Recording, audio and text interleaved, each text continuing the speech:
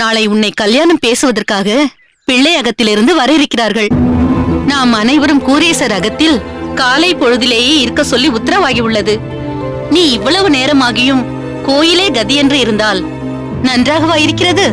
சீக்கிரம் வா, அகத்திற்கு போகலாம். என்ன ஆண்டாள், ஏன் இங்கேயே நிற்கிறாய்? வா, அகத்திற்கு போகலாம்.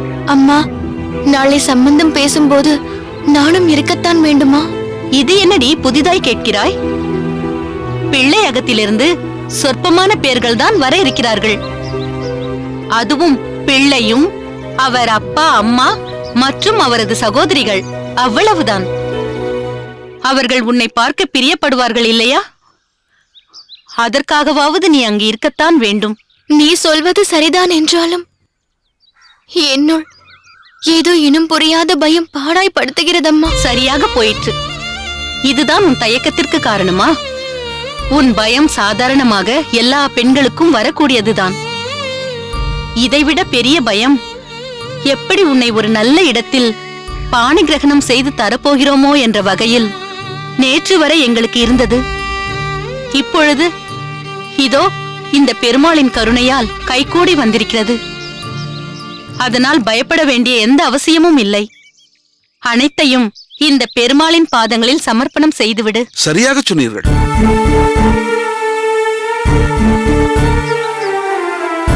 என்ன ஆண்டாள், பயம் என்றெல்லாம் உன் அம்மாவிடம் புலம்பிக் கொண்டிருக்கிறாயே?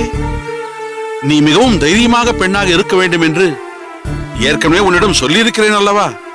வீண் பயத்தை விட்டு தொலை. நன்றாக சொல்லுங்கள் பட்டரே. நீங்கள் இருவரும் தயவு செய்து புரிந்து கொள்ளுங்கள். நாளை வருவதற்கு எனக்கு உடன்பாடில்லை. பட்டர் சுவாமிகளே, இவள் சொல்வதை கேட்டீர்களா? எங்களின் நிலையை உணர்ந்துதான் இவள் பேசுகிறாளா? அம்மா ஆண்டாள், நித்தியப்படி ஆழ்வார்கள் அருளி செய்த பாசுரத்தை சேவிக்கும் உனக்கு இப்படிப்பட்ட எண்ணம் வருவது அர்த்தமற்றது. இன்று என்ன பாசுரத்தை சேவித்தாய்? திருமழிசை பிரான் அருளிய திருச்சந்த விருத்த பாசுரத்திலிருந்து ஒன்றை சேவித்து பிரார்த்தித்தேன். ஓஹோ, என்ன பாசுரம் அது? அச்சம் நோயோடு அல்லன் என்று தொடங்கும் பாசுரம். மிக சரியான பாசுரத்தை தான் சேவித்திருக்கிறாய் அம்மா. அப்பாசுரத்தில் திருமழிசை ஆழ்வார் அறிவுறுத்தும் கருத்து என்ன? பயம், வியாதியோடு கூடிய மனோவியாதி, அபாயங்களை ஏற்படுத்தும் முதுமை, பல வகையான பிறப்புகள், இவைகளால் ஜீவாத்மாக்களுக்கு உண்டாகும் மன சஞ்சலத்தையும் தாங்கியிருக்கும் இச்சரீரத்தையும் ஒரு நாள் போக்கடித்து நம்மை கை கொடுத்து தூக்கி நித்திய வாசமான பரமபதத்தில் சேர்த்துக் கொள்பவன் இந்த பெருமாள். என்னை எப்போதும் கைவிடாதவன், கீர்த்தியினை உடையவன் என்றெல்லாம் சொல்லி துதிக்கிறார் ஆழ்வார். அவ்வளவு ஆழமாக திருமழிசை பிரான் நமக்கு நம்பிக்கை கொடுக்கும் போது அப்பாசுரத்தை சேவித்த பின்பும் நீ பயத்துக்கு இடம் கொடுக்கலாமா? தைரியமாக இரு ஆண்டாள். சுவாமி, தாங்கள் அறியாததல்ல. என்னுடைய தோஷத்தை அறிந்தும் என்னை ஏற்றுக்கொள்பவர்கள் இருப்பார்களா? நடப்பவை நல்லதற்குதான் என்று நம்ப மறுக்கின்றது என் மனம். கூடவே ஒரு இனம் புரியாத பயம் என்னை வாட்டி வதைக்கின்றது. ஆண்டாள், உன் அப்பாவின் குணமும் உனக்கு ஒட்டி கொண்டது போல் தெரிகிறது. சுதர்சனம்தான் எதற்கெடுத்தாலும் பயப்படுவார். தன்னை எப்பொழுதும் தாழ்த்தியே நினைத்துக் கொள்வார். ஆனால் நீ புத்திசாலி பெண். நீ இப்படி நினைப்பதுதான் எனக்கு ஆச்சரியமாக இருக்கிறது. இங்கே பார், நாங்கள் எல்லாம் எதற்கு இருக்கிறோம்? எல்லாம் கனகச்சிதமாய் பூரணமாய் நடக்கும். மங்களவாத்திய ஒலி நாற்புறமும் ஒலிக்கும். நீயும் திருமாங்கல்யத்தை தழைய தழைய கட்டிக்கொண்டு வலம் வரத்தான் போகிறாய். வீண் பயமோ கவலையோ எதற்கம்மா? பகவத் சன்னிதானத்தில் நின்று கொண்டு சொல்கிறேன், எல்லாம் நல்லபடியாய் நடக்கும். தைரியமாக போய்விட்டு வா. அம்மா, குழந்தையை அழைத்துக் கொண்டு செல்லுங்கள். வாமா ஆண்டாள், போகலாம். சுவாமி, சென்று வருகிறோம். தைரியமாக செல்லம்மா, நம்பிக்கையோடு செல்.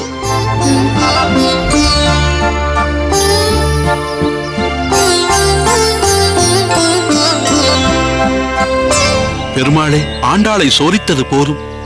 அந்த குழந்தை ஆண்டாளுக்கு ஒரு நல்ல வழியை ஏற்படுத்தி கொடு. அந்த குழந்தை பயப்படுவதிலும் ஒரு அர்த்தம் இருக்கிறது.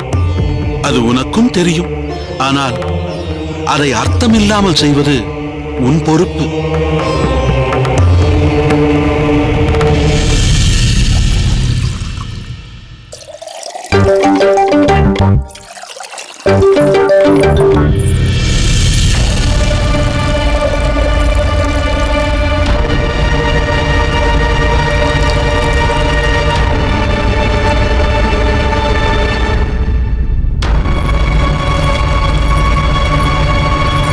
என்ன பட்டு, காலையில் இங்க என்ன செய்து கொண்டிருக்கிறாய்?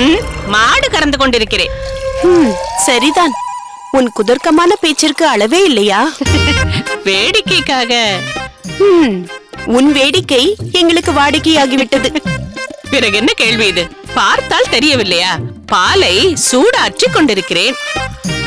அந்த ஆச்சரியத்தில் தான் என்ன செய்து கொண்டிருக்கிறாய் என்று கேட்டேன். இந்த அகத்தில் பால் பருகும் பழக்கம் யாருக்கும் கிடையாது, கமலையை தவிர. அவளோ நன்றாக உறங்கிக் கொண்டிருக்கிறாள். பிறகு யாருக்கு பால்? அது என்ன, புதிதாக நீ பால் அருந்த ஆரம்பித்து விட்டாயா? மற்றவர்களும் பால் பருகுவது ஒரு பிரசாதமாகத்தான், அதுவும் பெருமாளுக்கு திருவாராதனம் செய்த பிறகுதான். இந்த பாலும் திருவாராதனம் செய்த பால் தான் இது. சரி, அப்படியே இருந்தாலும் எல்லோரும் அவரவர் நியம நிஷ்டைகளை, அனுஷ்டானங்களை முடித்துவிட்டு தானே பருகுவார்கள். முடித்து விட்டீர்களா? ஏன் இப்படி கேட்கிறாய்? பிறகு என்ன, பால் யாருக்கு என்று கேட்டீர்கள். கேள்விக்கு நீங்களே பதில் சொல்லிக் கொண்டிருந்தால் எப்படி? நான் அல்லவா சொல்ல வேண்டும்? என்ன செய்வது, உன்னோடு பழகி உன் பழக்கம் எனக்கும் வந்துவிட்டது. சரி, இப்பொழுதாவது சொல், பால் யாருக்கு? இது அகத்தில் உள்ளவர்கள் யாருக்கும் இல்லை, எனக்கும் இல்லை. பார்த்தாயா, பதில் சொல்கிறேன் என்று புதிர் போடுகிறாய். யாருக்காக கலந்திருக்கிறாய்? வந்திருக்கும் அதிதிக்கு. அதிதி என்றால் அந்த திண்ணையில் படுத்திருக்கும் கோசகருக்கா? அதிசயமாக இருக்கிறதே. நீயோ சிக்கனத்தை கடைபிடிப்பவள். பல சமயங்களில் எங்களுக்கே போதுமோ போதாதோ என்பது போல்தான் பரிமாறுவாய். அப்படி இருக்க நேற்று அவர் போதும் போதும் என்று சொல்லும் அளவிற்கு அமுது படைத்தாய். இன்று காலையிலேயே சூடான பால். ஆமாம், பாத்திரம் மருந்து பிச்சேடு, ஆற்றில் போட்டாலும் அளந்து போடு என்று சொல்பவள் தான் நான். பிறகு அந்த அதித்தி மேல் அப்படி என்ன கரிசனம் உனக்கு? அது நேற்று அவருக்கு திக்குமுக்காடி போகும் அளவிற்கு அமுது படைத்தாய். அதுதான் இப்பொழுது நீங்களே சொல்லிவிட்டீர்களே. அதிதி என்று சாஸ்திரத்தில் என்ன சொல்கிறது தெரியுமா? அதிதி தேவோ பவ. நம் அகத்திற்கு அதிதியாக வருபவர்கள் அந்த பெருமாளுக்கே சமம். அதனால்தான் இந்த சலுகை. பிறகு ஒருவேளை அமுதிற்கு கஷ்டப்படும் வைஷ்ணவர் அல்லவா அவர்? வைஷ்ணவர் என்ற காரணத்தினால்தான் அவரிடத்தில் இந்த கரிசனம், பராமரிப்பு, கவனிப்பு எல்லாமே. உன்னை புரிந்து கொள்ளவே முடியவில்லை. அதுதான் என் தலையெழுத்து. யாருமே என்னை சரியாக புரிந்து கொள்வதில்லை. காந்திமதி, நம் அகத்திற்கு வந்திருக்கும் அதிதி அதுதான் அந்த கோசகன். அவரை பார்த்தாயா? அவர் வெளியில் திண்ணையில் தான் இருப்பார். அங்கிருந்துதான் வருகிறேன். திண்ணையில் அவர் இல்லை. என்ன, திண்ணையில் இல்லையா?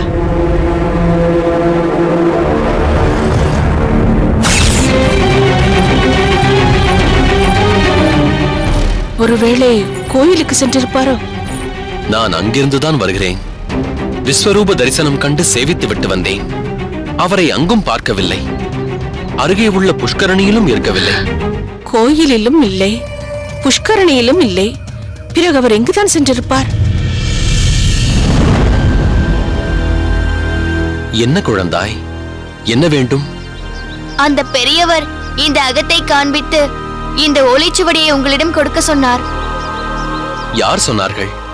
என்ன ஓலை இது? அவர் பெயர் கோசகன் என்றும் இந்த ஓலையை சோமயாஜி சுவாமிகளிடம் சேர்த்துவிடு என்றும் சொன்னார்.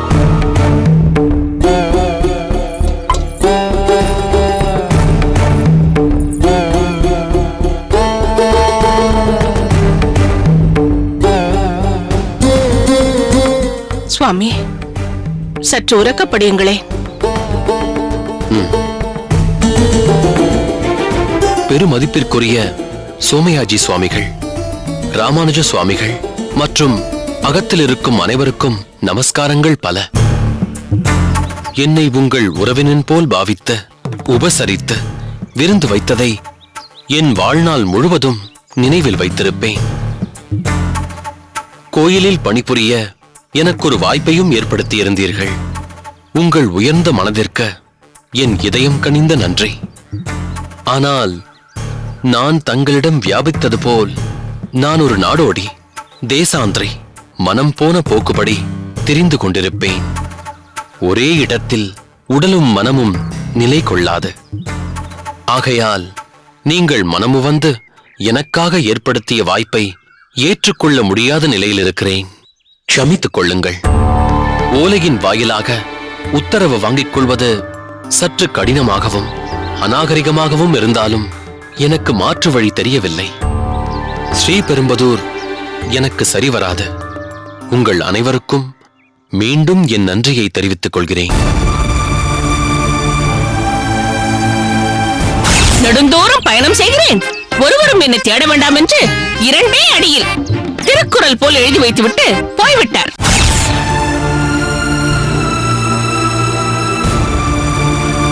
என்ன பட்டு, நேற்று உன்னை பார்த்ததும் பெட்டி பாம்பாய் அடங்கிவிட்டார் என்று சொன்னோம்.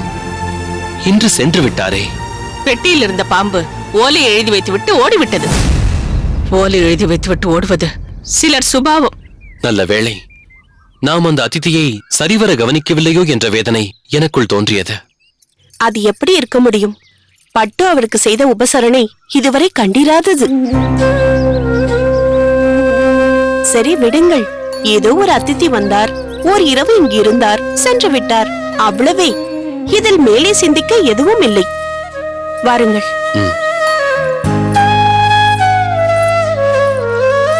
நில்லடாம்பே, எங்கேடா பார்த்தா இந்த ஓலைச்சுவடி கொடுத்தவரே? அங்குதான். கோயிலை தாண்டியதும் ஒரு ஒற்றையடி பாதை இருக்கிறது அல்லவா, அங்கேதான். அப்படி என்றால் இப்பொழுது அங்கு சென்றால் அவரை பார்க்கலாம் அல்லவா? அது எப்படி முடியும்? இந்நேரத்திற்கு ஊர் எல்லையை தாண்டி எங்கோ போயிருப்பார். ஏன் அப்படி சொல்கிறாய்? இதை என்னிடம் கொடுத்து வெகு நேரம் ஆகிவிட்டது. உடனே கொடுக்க வேண்டாம், சற்று தாமதித்து கொடுத்தால் போதும் என்றார். அதனால்தான் தாமதமாக கொண்டு வந்தேன். சரி, நான் வருகிறேன்.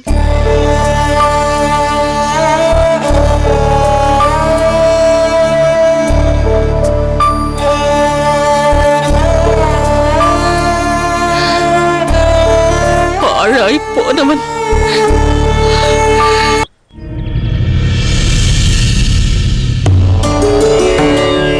கணக்கு பிள்ளை தன் மகளுக்கு திருமணமே நடக்காது என்றிருந்தார் சுதர்சனம்.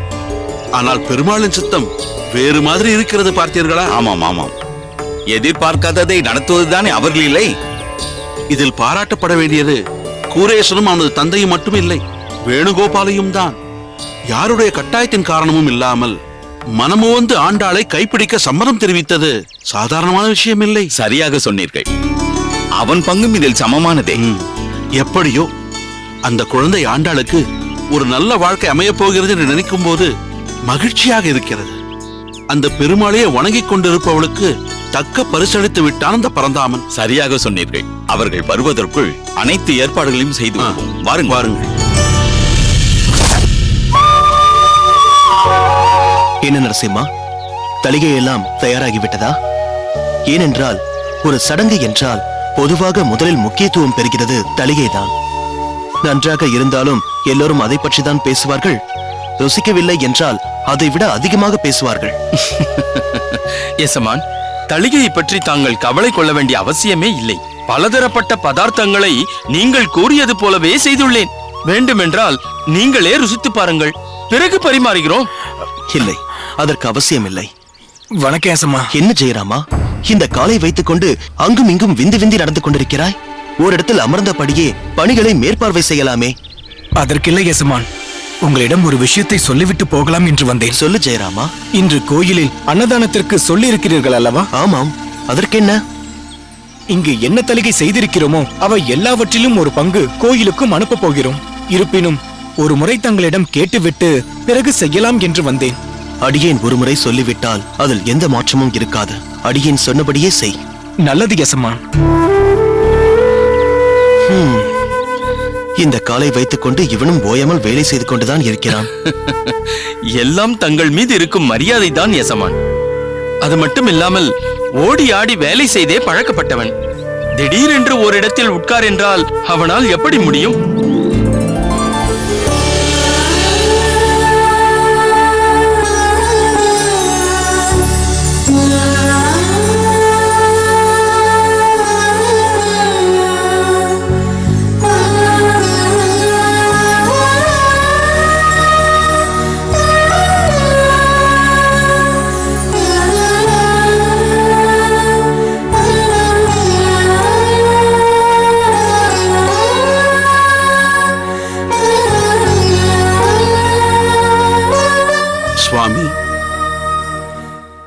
பொதுவாக மிகவும் நிதானமாக இருக்கும் தங்களிடம் இன்று லேசான பதட்டம் தெரிகிறதே.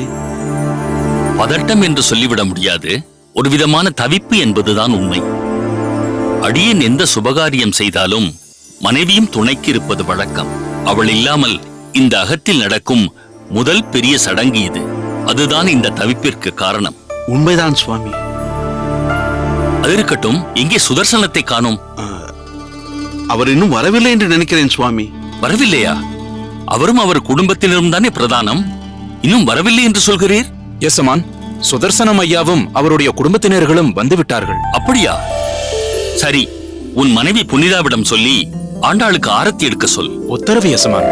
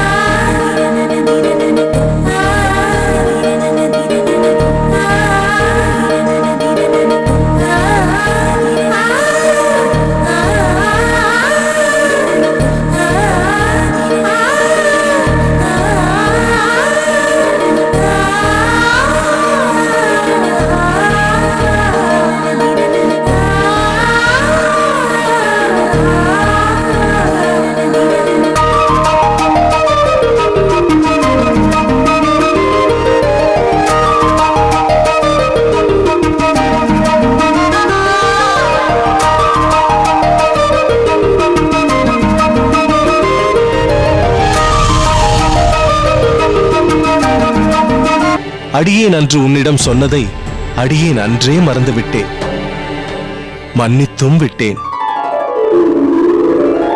ஷார்ட்க்கு ஷார்ட் எல்லா கதாபாத்திரங்கள் ஹீரோவையும் ஹீரோவை தன்னை பற்றியும் அதிக பஞ்ச் டயலாக் பேசுவது சினிமாத்தனம். இதை யதார்த்தமாக்கி இருந்தால் மருது மலை உயர்.